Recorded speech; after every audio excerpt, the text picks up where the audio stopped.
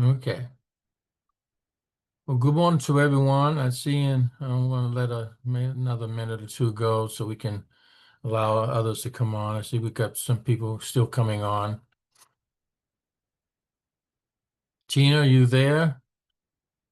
Good morning to you. Good morning. Yeah, I'm here. I'm just driving. But yeah, I'm Oh, okay. here. All right. I won't disturb you then while you're driving.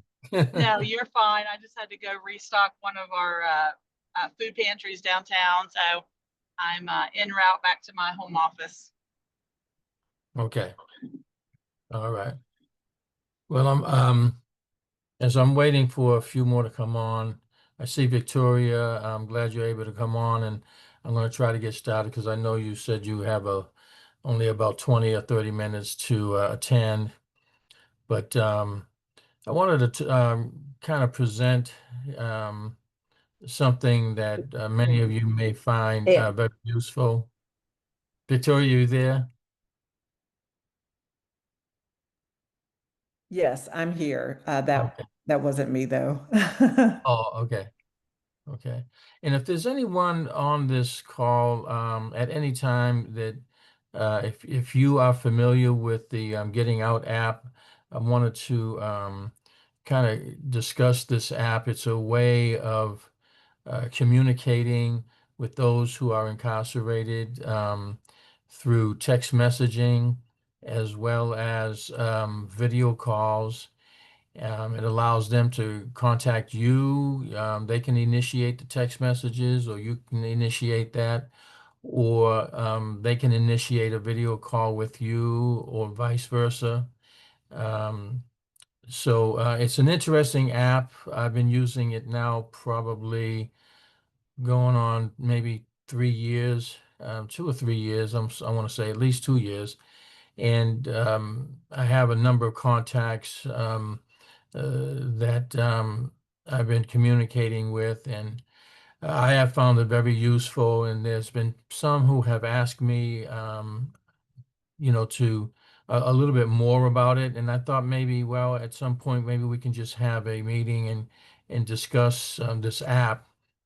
And it's very useful, and it's actually not that difficult to get on and learn because you will have to kind of go on and do some uh, navigating in it just to kind of get a feel for it.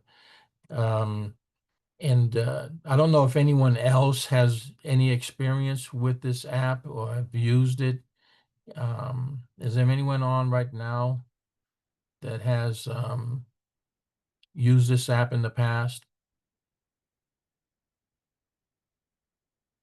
Victoria, have you had a chance to use the app? No, in fact, I have not heard about it, so I'm joining Okay. really to Okay, I hear got more you. about it. Okay, I thought maybe you had learned about it and have kind of dabbled in it. So if no one has any uh,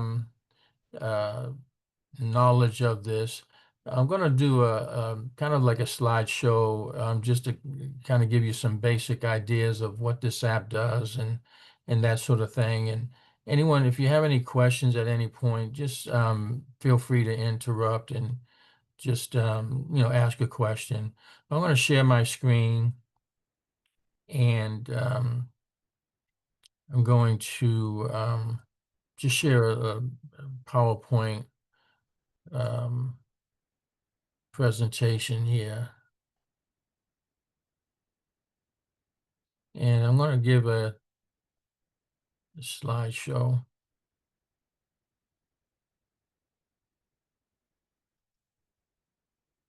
Okay, so this is the title here, Staying Connected with the Incarcerated. It's using the Getting Out app.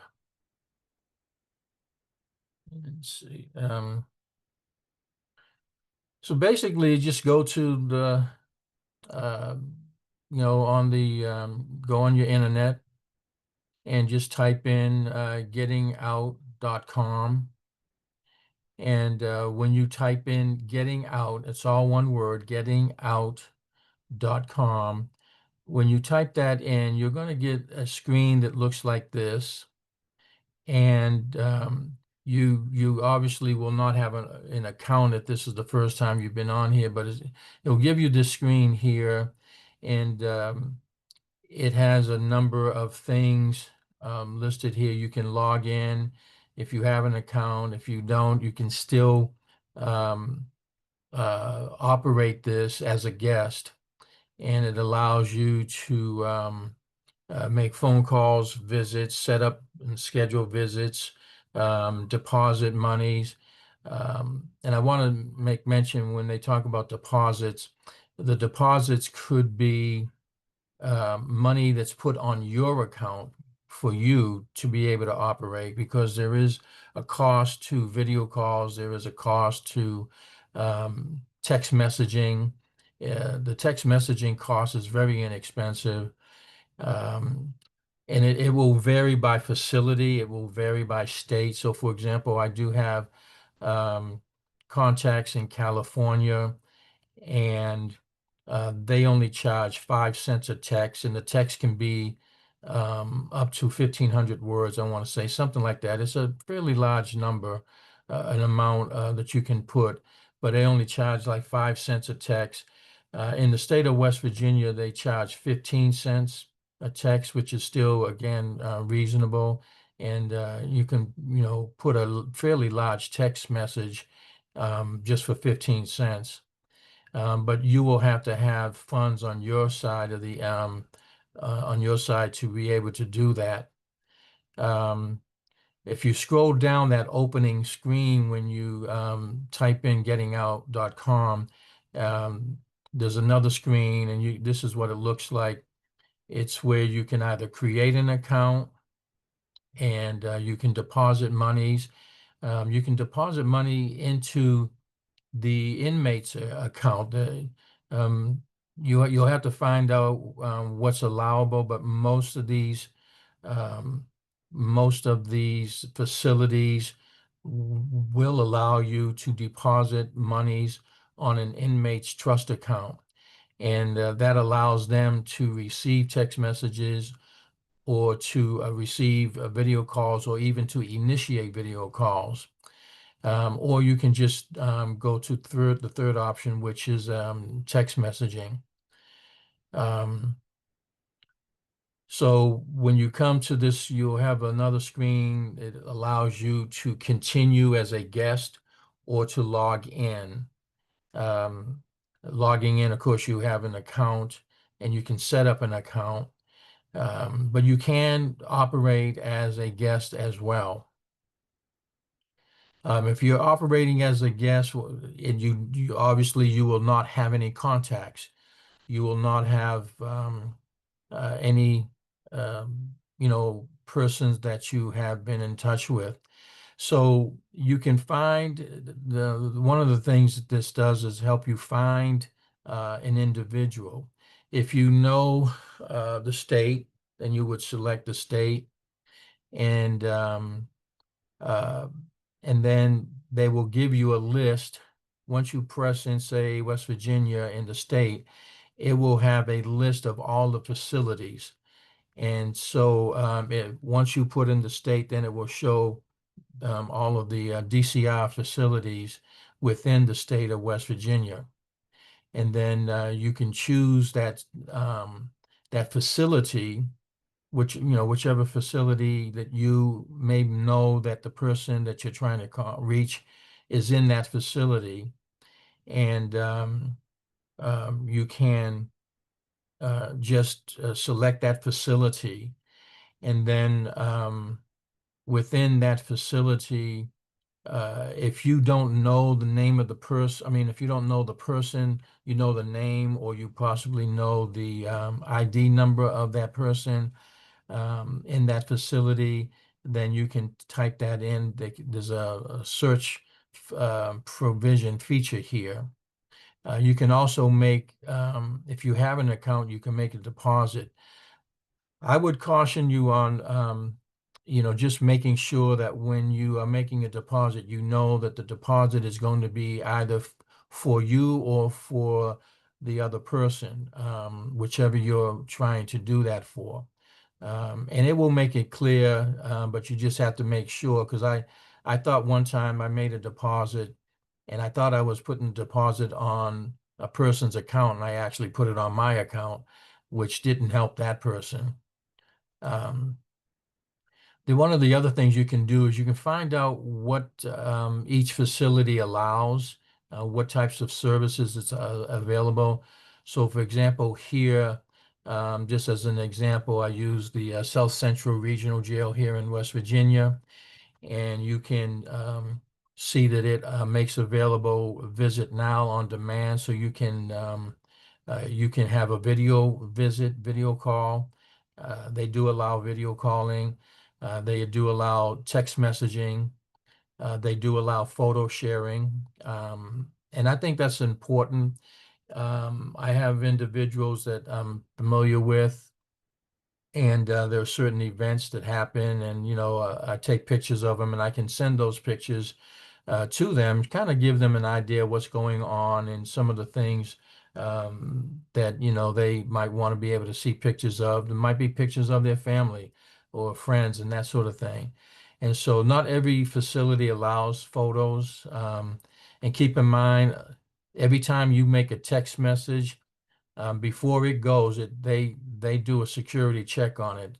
So no text message or no photo will go without being checked. So there will be a slight delay. They're reviewing it, and there are times in which if you send a text message that has some wording in it that they are not that's not acceptable to them, that could possibly be code, like a gang code or a gang sign. They won't allow the photo to go through, or they will not allow the text message to go through.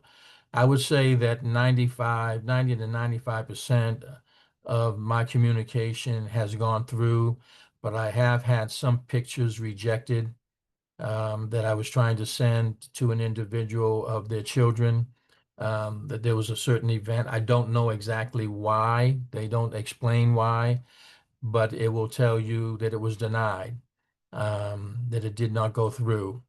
I would say probably 100% of my text messages go through, but I have had some pictures that were not allowed to go through.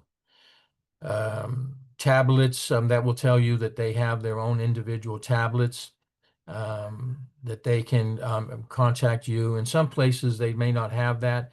And so there might be a location in the facility that allows them to use them, but they have to take turns. They may have a limited number of those, and therefore they have a limited time that they can be on the call, and so that somebody else can have a turn. If you have an account, you would just sign in with your email, and then you would have a password. You would sign in, and you would be asked to agree to these agreements, which are fairly simple and obvious, and you would press agree. Here is a case where when you get in, it allows you to make a deposit, schedule a visit, or view your account. When you view your account, it would allow you to see how much money you have on your account. So when you make a deposit here, it says make a quick deposit. It can be 10, as low as 10. Some places will only allow 25 um, in some cases, but I normally put in about $25. And this is going to be on my account. Okay, so this is money that doesn't go to the person incarcerated. It doesn't go on their account, their trust fund. It goes to my account because I need to have money to initiate text messages and to initiate a video call. So I have a certain amount of money, and so you can make a deposit on your account. You can schedule a visit. Some locations, video calls are limited, um, and they have to be coordinated between you and the person you're trying to communicate with. And some places, they can only allow video calls on certain days. So, for example, I have a contact in California, and they only allow at least the facility. I don't know if it's the whole state, but I know the facility that I was trying to contact, they only had video calls, I believe, on Saturday and Sunday, maybe Saturday, Sunday, and Monday. Um, but they had certain days and certain times. Um, Now, other places, there are, no limitations. Could be any time of any day, but they may have limitations on what time of that day. So it will vary, but you have to have money on your account if you're going to initiate it. And if you're going to schedule a visit, they give you a calendar, and then you will place, the time. It will go to the person incarcerated. And if that person makes themselves available, then the visit will be scheduled. So there is a coordination there. It's not like I want to visit at this time on this day, and that person will have to be there. The person has to agree they want to have a video call, and that they will agree to be at the place where those calls are made. And, it's like a room, and they'll sit there. So they have to be agreeable to the video call. So they'll be notified that someone wants to call you, have a video call. In some cases, they may not know. I don't know how that works, but I know I had one call where the person was curious who it was that was calling them, and so they did agree, and we had a video call. So scheduling the visit is something that has to be coordinated, generally speaking. Um, and then you can view your account to look and see, how many contacts you have, and the schedule of your visits, how much money you have on your account. There's another screen within it that if you press on my account and you want to look at your account, um, you can look and see how much money you have. It will show you, your profile, and you can update your profile. Um, and this app is also allowed, you can make it available on your phone. So there is a mobile app to this getting out, and I use my mobile app far more than I do the using it on the desktop, um, my computer here. Normally, when I use my computer to make a call, it's usually for a video call so that I have a bigger screen, and allow me to have the call on my on my desktop. But if I'm just text messaging, normally I'll do that on my phone. And but I have had some video calls on my phone. It's just a smaller screen, of course. Um, and So if you press on contacts, let's say you've opened an account and you have some contacts, it will show you all your contacts. And if you don't have any contact, let's say you just start with opening your account, um, and you don't have any contact, but you're trying to find someone. What you can do is um, you can press the search button here, and you can type in the name of the facility. Um, so normally they'll give you the state, and then once you press the state, they'll have a list of all the facilities in that state. And then allows you to type a name if you want to, if know the name, or you might even know the ID number. I find it better that if you have the ID number, and most individuals incarcerated will know their ID number. If you know their ID number, and you type it in, that tends to immediately give you immediate results. Um, and So I've hidden some of the contact information, some of the contacts that I have.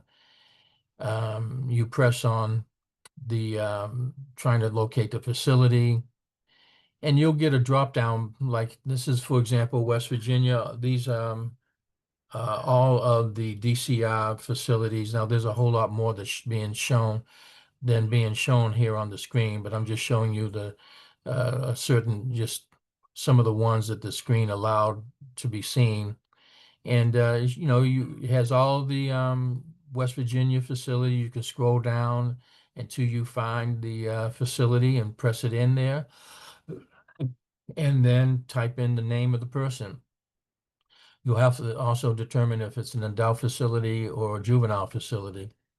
And then do your search, and uh, you may find that person. In this case here, um, one of my contacts was transferred from one facility. It's a federal facility in California. They were transferred to another facility, and so I had to try to locate them. And so go to that facility and type in their name. And in this case here, you can see at the bottom of the screen that the name came up, and the inmate's ID number came up. And then there's a button there. You can say add that person to your contacts. And when you add that person to your contact, now you're able to set up schedule a call with them, or begin to text message, or to send them money if they need money. I have a couple of individuals that just recently called me and said that they wanted to have a video call, but they don't have any money on their funds. So you can send them $10, $20. Um, and it also allows them to have some monies. If this is a loved one or a good friend, it allows them to use that not only for video calling, but it also for commissary. So they can go in and buy some snacks, buy some miscellaneous things that that facility offers for a certain amount of money. Um, and then, this is what happens when you add that person. They get added in. It tells you what facility, what their ID number is, and their name. And then once they're in your contact area, that's when you can, do a number of things. You can send them money, or schedule visits. This is not the whole screen, but there's a host of things that you can do here. Um, Once they're added into your contacts.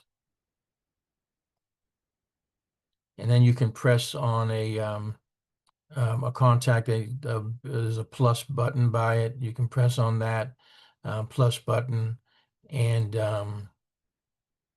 then it will come to this screen here, and this is where you can send them some funds.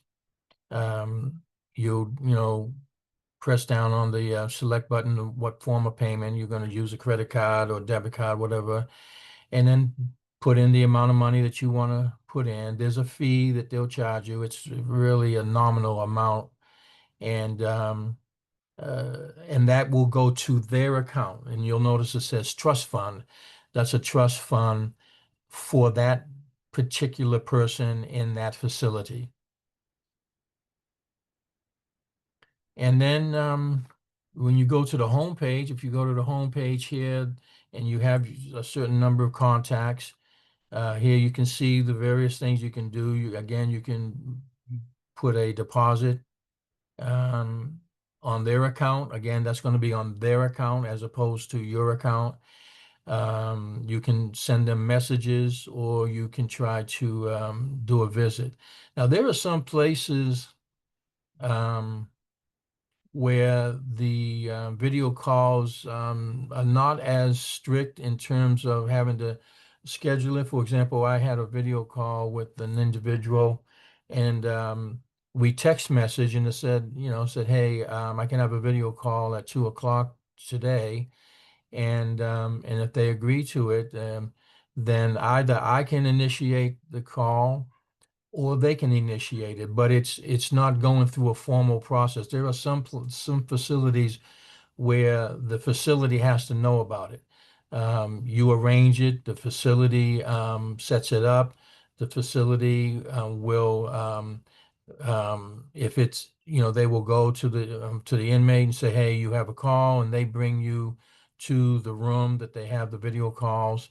But if it's some places allow the inmates to initiate them on their tablets, and so there's not that it's not like they have to know about it. But some places, I guess, probably in high security facilities, they probably um, are watching the video calls. They're making sure that they are in control of what's going on. I had a video call about a week ago, and it just came down to a matter of us text messaging one another and saying I can meet at such and such time, and then you say who's going to call, and in this case they will call me, and they called me. And if you have, in this case, it was on my mobile device. So I get a message or a ring that comes from them, from that facility, and it tells me so and so is calling me for a video call, and I accept it, and then we have a video call on my phone and with him and so forth. And this is just this most of this blacked out, but this is when you're on your home screen, you can see the text messages. It gives you the full history of all your text messages. You can go back as far as you first started, and it has your text messages and their response and so forth. And then you can see here at the bottom of the screen, this is for a West Virginia person, you can write up to 2,000 characters in your text message, and it only costs 15 cents. Um, and let me this is a video here, and I want to just kind of run this. This is something that the Getting Out has. Does anyone have any questions up to this point on anything? I just want to say I appreciate you walking through what I've heard of it on Mhm. several calls, but never really understood exactly how it worked. So I appreciate the information. Yeah. Yeah, it's very useful if you have family members or friends that are incarcerated, or if you are trying to assist them. One of the reasons why I have it is I try to assist individuals with home plans. In some cases, it's just to talk. I have a few. I have one family member, and I have a couple of members that are friends. And in some cases, they're going to be in there for a while, and it's just a matter of talking, just seeing somebody on the outside, or text messaging, just feeling like they're connected still to the outside world. And but then there are others that I have that I'm trying to help them out with a home plan, or they're just got paroled, and they want to know if there's anything that I can do to help them with their home plan, or to find living quarters, or treatment centers or something of that nature. So there's just a lot of reasons that this is a good app for. Um, let me let me click on this app here, and this gives us about almost a 2-minute video here, and let's see if this is. And it kind of gives you the description here on yeah, it's about 2 minutes. This video will show you how to schedule a visit for the first time. Scheduling a visit is as easy as 1, 2, 3. Step 1, log in to www.gettingout.com and deposit funds. Step 2, find your friend and suggest a time to visit. Step 3, wait for your friend to accept your invitation. Once you log in to your Getting Out account, you can schedule a visit by clicking on the Visit link or the Contacts tab. Search for your friend by choosing their facility, choosing whether they're an adult or juvenile, and typing in their name. Click on the Schedule Visit button. You'll see different options to visit depending on what the facility offers. You can visit at the facility or remotely from home. Choose a date from the calendar or click the Today button. Select a convenient time to visit. Select the length of your visit. You'll also see how much the visit will cost. Click Visit Time button and then click Accept and Continue. It's always a good idea to test your microphone and webcam before you start your actual visit. You'll know the test is successful when you see yourself on camera and your microphone is working. Your suggested visit time has been sent. As a friendly reminder, your friend must accept the invitation before you can visit. You'll see the confirmation in your messages.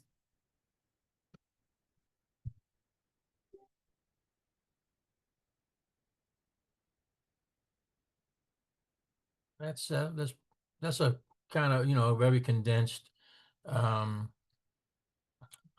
condensed version of it. And so let me get out of this. I think that's the end of the presentation. I think I don't know if I had another screen on that. Let me just double check. Yeah, I think that might have been the last slide on the PowerPoint. Let me just double check. Yeah, that was the last slide. So so that's pretty much the app in a nutshell, so to speak. And I have found it to be extremely useful. And there may be, I know that Jonathan, who works for Reach, and I know that there are several other individuals in the Reach that use this extensively. I know that they have a conference today. I think there was a conflict. So I was hoping that at least one person from Reach would be able to be on and just kind of give their experience and share their knowledge and expertise of this app. But because of this conference that they are attending, they weren't able to attend. Jonathan sounded like he might be able to, but in any case, I probably use it. There's probably some on Reach that use it far more than I do extensively, but I'm probably on it every day, at least text messaging, well, several times a week through text messaging. I probably have had probably 6 or 7 video calls over the last couple of years. Sometimes the video calls can sometimes be a little bit difficult. Sometimes it's a case of the internet service, depending on, sometimes on my end, but sometimes on their end, getting them scheduled so that they know and that sort of thing. So there's, in some cases that happens, but in the facility there might be some issues going on at the facility. I know that at one time I was trying to get have a video call and found out that they were in lockdown. So the facility wasn't allowing any video calls at all. So in some cases, if something happened in there and the person is in solitary confinement, or it could be the whole unit is in lockdown, they won't even allow video call. I mean, text messages. The tablets are shut down. The tablets are taken away from them. Whatever the case may be, I don't know exactly what happens. But I have had one instance in which I was not able to contact anyone for about a week or so. And then when they finally contacted me, they told me what happened, that their whole unit was on lockdown. There was no text messages, no video calls. And so they were finally able to message me again. So there's all kinds of things that can happen. But in terms of text messaging, that tends to go smoothly. It's instant within, you send it, they get it after a security check. Photographs, like I said, that's a hit or miss. I sent some that I thought were very innocent, very innocent. I had no, and they were denied. And I'm like, I have, and they don't tell you why. I have no idea why.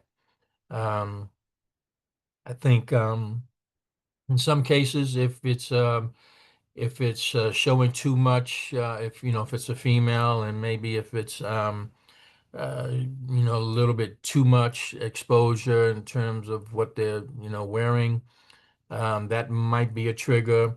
If there's anything in the background that could be a gang sign, that could be a trigger.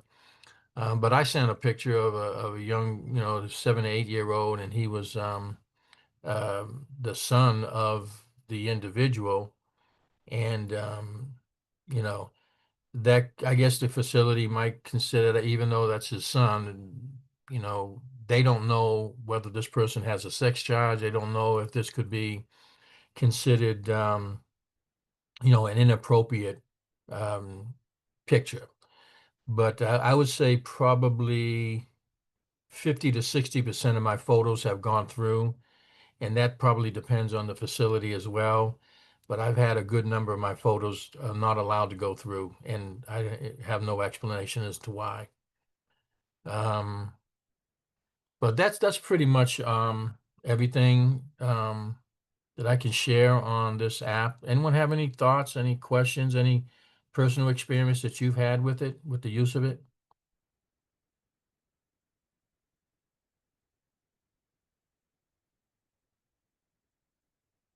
Anyone? Anyone have um, I know Tina, you said you've heard of it. Um, does anyone, think it might be something that they have an interest in, and be able to use not only in your personal, but also, is this something that anyone uses at their work, as, part of their job involves in, working with their clients? Yeah, I do know that the Reach navigators and Bev's group use it a lot, and I think with the new funding that we have coming down from ARPA Heroes, Marshall Health will be the fiscal agent for that, and it'll cover 10 counties. And part of that project will be reentry. So I feel like we will have some new people using this within the different counties once we start linking up services and everything. So, I mean, I think it's very interesting, and it's a good tool to be able to have to access those clients. Right. Yeah, especially if you've got individuals who, um, in order for me to assist them in getting a home plan, I have to gain knowledge of them. Um, and so I asked them, share as much as you can so that I can help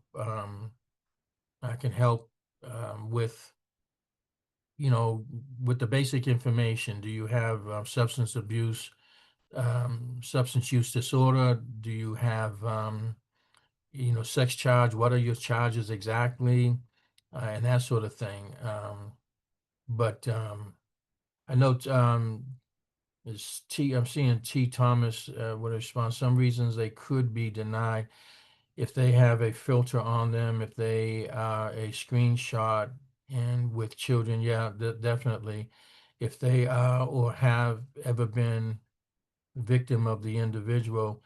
I never thought about that, such as child neglect. Ms. Thompson, could you elaborate a little bit on that? Because some of these I didn't even think about. Hello. Sorry, the screen is on. Can you hear me? Yeah, Okay. might turn it up a little bit.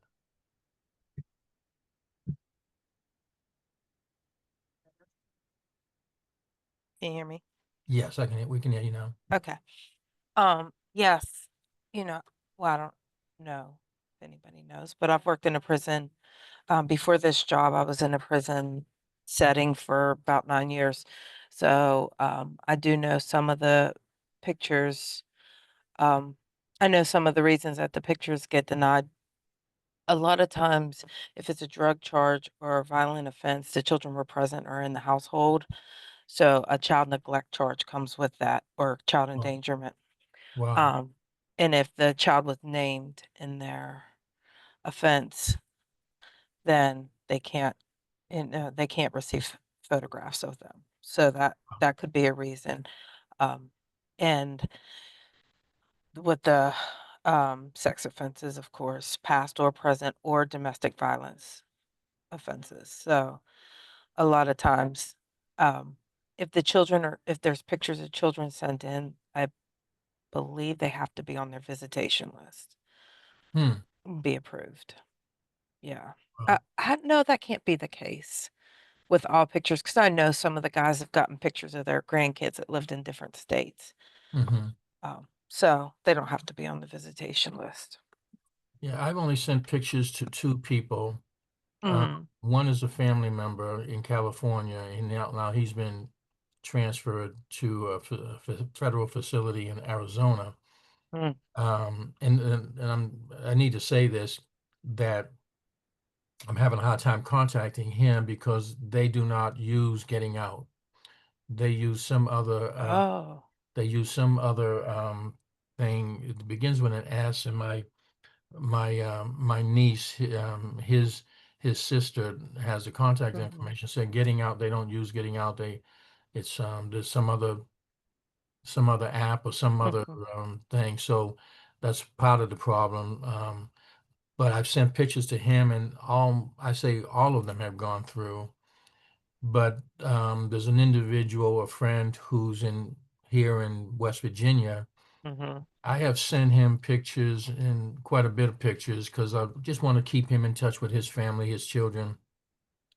And I would say 50 to 60% Yeah, did went through and 40% did not. And that's pretty. Yeah. yeah, no, I mean 50, half of them going through. And I look and I say, okay, why did this one go through, but Mhm. this one didn't go through, you know? Yeah. If there a Uh, screenshot, like if someone sent you a picture and you sent him a screenshot of it, it would be accepted. mm, Um, yeah, it's very interesting, some of the reasons. I mean, of course, they're all to protect the community right. and the individual, but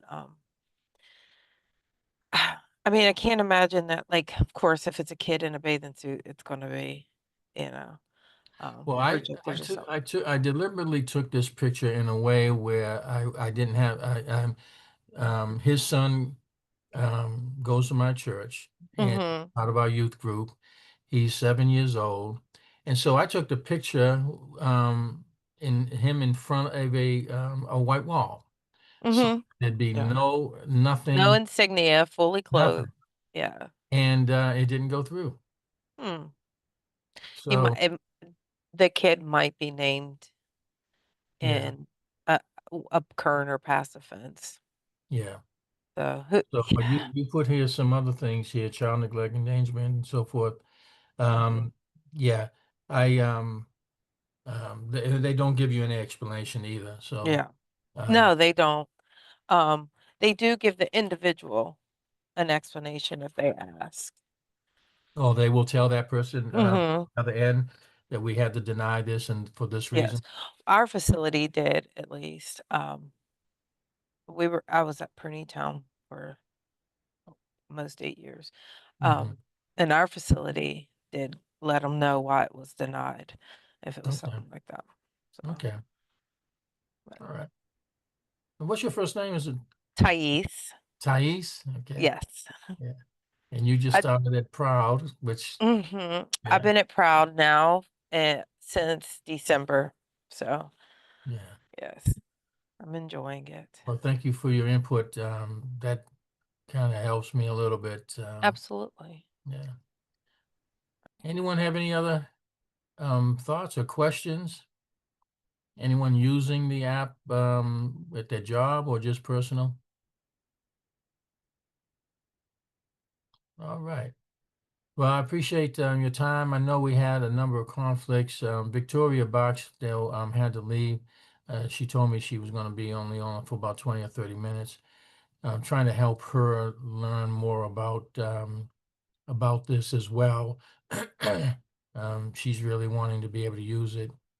Um, But if anyone has any desire to get a little bit more knowledge about this, just feel free to contact me, email me. I'll put my email address in here. But you can just email me, and you have any questions, you know, about more about the app that you are having some problems with and that sort of thing. And I can assist you that way. And of course, there are a number of people at Reach who can do the same thing. But is there anyone that's not, this is the first time you've been on? I think I recognize everyone. Is Donovan Grooms, is this your first time, or have you been on once before? No, I've been on once before, Okay. maybe just one time before, Right, but I work with Proud just like Thais. right, right. And I think Jen, you did a presentation for us, if I remember correctly. Yeah, I've been on here several times. Okay. Yep, thanks for having me. Well, we're glad to have you all with us. Anyway, glad to be able to share this app, and I wish I had a few more from Reach that could kind of share their personal experience using it. But like I said, they were all attending a conference, and there's a conflict with this meeting. So in any case, if there's no questions or thoughts, I think we can dismiss. We're going to have, I believe, if I remember correctly, next month. Again, we meet on the second Wednesday of each month. July the 9th is our next meeting, and Kenneth Jordan is going to present. He's presented once before, but I think he has a number of things, new things that have come up in his organization that he wants to share. And I also have Jenny Keener scheduled for August the 13th. They have received some grants. She's with Heart and Hands. And there was a big write-up on their organization not too long ago in the newspaper. So she's going to share in August. And I think I have someone who would like to schedule in September. I'll put that on the schedule. So you all have a great day. We'll see you hopefully July 9th, the same time. And we'll have the link sent out to everyone. So, all right. You all have a great day. Good seeing you all. Talk to Thank you you. later. All right. Bye. Bye. Have a great day.